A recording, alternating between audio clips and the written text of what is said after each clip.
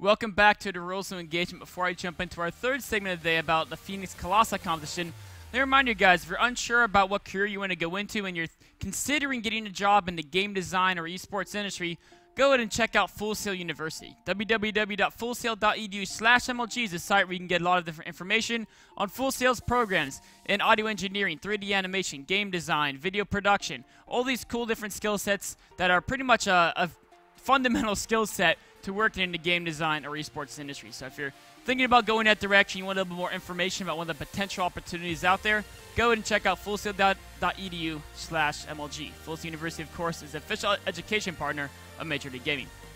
On to our third segment. It's going to be talking about the Phoenix Colossi competition in Hellokitty versus Ryung. This is actually their second series they played, the first game. First, we're going to talk about Protoss expansion builds. Then I'm going to talk a little bit about the theory of the Phoenix Colossi composition. And then we're going to go on to how you want to position your units and how the micro is actually kind of complex with this force. It's kind of interesting, but I actually feel micro with Phoenix Colossi is more complex than it is with Templar, even though you're not using the spells. But anyways, we're going to jump in the game at 3-minute mark and talk about the expansion builds of Protoss in general. So, going forward here, one thing you know is Hellokitty built a Zealot. And the goal of building a Zealot is you're going to tell a Terran, okay, if I build a Zealot, there's no point building eBay in my natural. And then what you do is if your probe can get ahead of their SCV, right? And you can tell, okay, I can beat him to my natural, right? I have 285 minerals. If I cancel the Zealot, I'll have 400 by the time I get to it. So he cancels the Zealot, then he has enough energy, and as long as you're in front of the SCV, you can put down a Nexus before he blocks, you can go ahead and cancel that Zealot. The SCV's in front of the probe, don't do it because you cancel a Zealot, he builds an eBay there, and then you just kind of cry in, and you're going to be really far behind because you're not going to be able to expand for quite a long time, and you're kind of banking on that fact, saving up all those minerals. So going forward, when you expand this Protoss in Heart of the Swarm, it's important to realize that with this Mothership Core, you can pretty much defend any pre-medevac timing just using Photon Overcharge with like 1 sentry to force field your ramp here, and you Photon Overcharge your Nexus. Maybe 1 or 2 Stalkers too, but basically you don't need many gateway units to defend. So there's no point getting the 2nd or 3rd gateway unless you're going for a gateway timing before you get your tech or your upgrade. So that's why you see a lot of top Koreans go double forge, you'll go fast robo. Another option that Hellokitty chooses is going straight to Stargate. And this is one I actually definitely recommend you guys to test out, because if you do this build, not only do you have the expansion so your opponent won't suspect it, but you're getting out an Oracle insanely fast. I would probably, one thing that I like that Hellokitty does is you can go ahead and try to take the watchtowers. And if you take the watchtowers and you know they don't have that, if the Stalker takes the watchtower a little bit faster, you don't have to send the Oracle so far around the map. You can kind of cut off this diagonal and shave off maybe 8 to 9 seconds of that transport time, hit their base a little faster. But a general idea is, if you're playing someone who's not one of the best players in Korea like Ryung, this timing right here with the Oracle at 740 mark, after they've already scouted the fact and went fast Nexus, is going to catch so many Terrans off guard. You're going to get a whole bunch of SCV kills. And unlike like a super early proxy Oracle, you don't actually need an insane amount of SCV kills, right? If you get 6 SCV kills, that's amazing because you're playing a macro opening. Now, of course, Ryung is Ryung, right? So he pulled SCVs instantly and only lost 1. And that's kind of why you don't see Oracles quite as often anymore at the top level in Korea. It's you know, fast worker pulls often kind of count them. But it was still, I mean, it's still worth it, right? It's not like he's sacrificing a lot to get the Oracle. It can provide continued service throughout the game as well. Now, unfortunately, these 2 Widow Mines here really kind of ran in his parade. The Probe Micro was not where he wanted to be. So now Hellokitty is playing from behind. But hopefully, you know, you don't let that happen to your probes, because obviously it's not too good. Going forward, though, we can see Hellokitty, 1, he's going for Colossi. And then 2, he's also got 1 Phoenix. And we're going to see he's going to continually get Phoenix throughout the game. He's going for the Phoenix Colossi composition, which is another reason he opened with this very fast target, is that it helped him get ahead in this Phoenix production. So the theory of the Phoenix Colossi composition is kind of as follows, that the goal is to get enough Colossi that either on their own or combined with force fields, the bio army is basically useless. If you have like 5-6 Colossi and a couple force fields, they can have like almost infinite Marines and Marauders, and unless they hit you with some crazy flanks, that many Colossus will just totally destroy them with almost no losses, right? Especially if you can get a couple good force fields too. And then if their bio army has to stay back, your Phoenix with maybe some minor support from like a couple Stalkers or a Sentry Guardian Shield can handle the Vikings very well.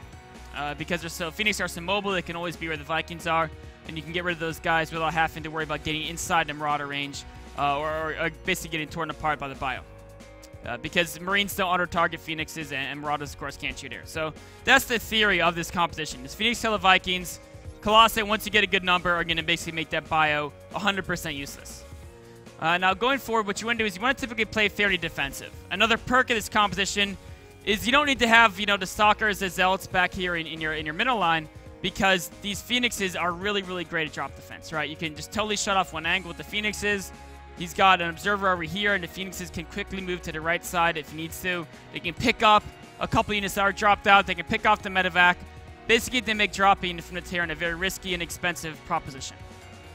So going forward here, the next thing we're going to talk about is the positioning of this composition. So once you feel you're strong enough to move out, that's where the positioning starts to matter. Now, one thing I would point out that I personally, I don't know if it's better or not, but something worth thinking about is what Hellokitty is doing. He's going for 2-2 upgrades. And personally, I feel the armor upgrades aren't as important with this composition because the Zealots aren't important, and Zealots aren't even tanking that much with this composition. The main goal is for the Colossi basically to kill all the bio before it gets close. And if you're going for that style, I kind of feel I'd rather have more sentries than get the armor upgrades. But the armor upgrades are allow you to transition better to like Storm Zealot if you need to. So, you know, it's probably better composition overall. But something to think about, maybe considering trying to single forge instead of double forge. Anyway, he's going to move out. He feels his army is where it wants to be right now. With this type of composition, generally you do want to wait till you're maxed, because the whole goal is the Colossi have to make bio worthless. They can't do that until you get a large number, and you're not going to get a large number until you get maxed. And when you're going into the engagements, the most important thing about this composition is to realize a couple things. One, the Zealots are basically useless. They're kind of just there as an extra mill dump. They'll tank a little bit.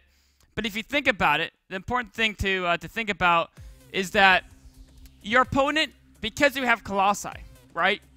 Your opponent wants to kite away from them anyway, right? And so the Zealots are never going to attack your opponent. The Zealots are in range to attack your opponent's bio. You're helping them because they're going to run away from the Colossi lasers and then fight the Zealots on their own. So the Zealots almost never, you really even want them to close it in with a bio, because then you're encouraging your opponent to micro. And if the Zealots are far away from the Colossi can't protect them from the bio. It's kind of a symbiotic relationship. The other thing it's important to realize with this positioning is you want the bio to be in as cramped a position as possible. So the first goal is you might not want to fight in a location like this where the bio is so insanely spread out. In fact, let me actually look around here. We can see as Ryung comes in here, right? Look at this spread he can accumulate, right? Ideally, he would have had units down here too, but the general idea is that this composition right here, he's very spread out, right? And you want the battle to be as least spread out as possible. So this is not the ideal spot to battle. Sometimes you can't choose, though. But that's just a thing to keep in mind, is you want it to be in as cramped a position as possible. Your Phoenixes should be able to take out your opponent's Vikings unless they've realized what you're doing very quickly and mass an insane amount of Vikings. But very few Terrans will do that. So typically you'll be in these situations where your Phoenix can deal with the Vikings. It's just about dealing with that bio. And now micro-wise, what's very tricky about this competition you have to think about is, where do you want that bio to be? The answer is you want the bio to be in a range 7 to 9 from your Colossi. So your Colossi are right here. You want the bio to stay basically in this zone, right? All this arc, wherever their arc is. This zone is where you want the bio to be. Now the problem Hellokitty has right here is that only like one Hellbat is in that zone. There's no bio in this 7 to 9 range zone. This is the zone you need to be in. The reason why you need him to be in that zone is because you need all your Colossi to be constantly shooting, which is the max range, right? Right now, this next Colossi, after this one Marine dies, he has to take one step forward and shoot again. That's one reason. And the other is you don't want them on this side of the zone, because if they're on the close side zone, they can shoot your Colossi. No one doesn't die. So to accomplish this task, the important thing is these Zealots right here, they need to head back. It's kind of weird to make your melee units back away from the bio, but it's what you actually need to do with this composition, because you put the Zealots back right in front of the Colossi right here, and then for the bio to shoot your Zealots, all of a sudden the bio has to run into this danger zone, right? If they run into this danger zone with 5, 6, 7, even 8 Colossi, they're going to instantly die, especially if you have good attack upgrades. So the Zealots pull back. Yes, they can attack the bio, but they won't do that much anyway because you have so much food invested into Phoenix and Colossi, the Zealots are just going to die. And if they pull back, the bio has to either run away, in which case they burn the stem and you're killing all their Vikings, and you're going to kill like 15 Vikings for 1 or 2 Colossi. You just back up, rebuild the Colossi, and you're happy. If they run back, or they have to run forward, die the Colossi. So they're stuck between a rock and a hard place situation. And what you do is you put the Zealots in hold position right here. You just thumb the hold position. And then if the bio tries to run really far forward, the Zealots charge forward and they push it back again. So it's very hard to keep the Zealots, pull them back, then send them in when the bio runs in too close, then pull them back again. And that's the micro that you have to get down really, really, really, really well to play this combination. But now, unfortunately, if the Zealots run forward, what you have is, especially in a situation where your opponent has 8 Hellbats, right? Even on the slowest game speed, if you grab these Zealots and just look at how fast they're going to die, right? They basically just melt almost instantly. And while they're melting, these Colossi are walking forward and getting attacks that only hit 1 or 2 or 3 bio units, right? And that's because the bio units, of course, aren't in that death range where you want them to be. So the Colossi aren't doing the damage you need to be, and the Zealots are obviously just melting absolutely insanely fast here. 1, 2, basically you're all dead right now. And he hasn't been able to kill any single amount of the bio because the bio wasn't in the death range. It wasn't in death range because the Zealots weren't by the Colossi. They were charged forward where they, which allows the bio to kite backwards. And then even though there was still, I think, 3 Colossi left, the bio just ran forward and killed it all, even though the Vikings were pretty much dealt with by the Phoenixes. So, I mean, from here on, the game goes on for another, 4 or 5 minutes, but it's pretty much decided there because Ryung took that battle so convincingly. The important things to recognize with that build are, 1, if you're Protoss and you're opening with an expansion build, do a style similar to what we saw Hellokitty do or what we see the Pro Koreans do, where you don't worry about getting a 2nd, 3rd, 4th gateway very fast. You don't need them. Militia core and good micro, you're totally safe on defense.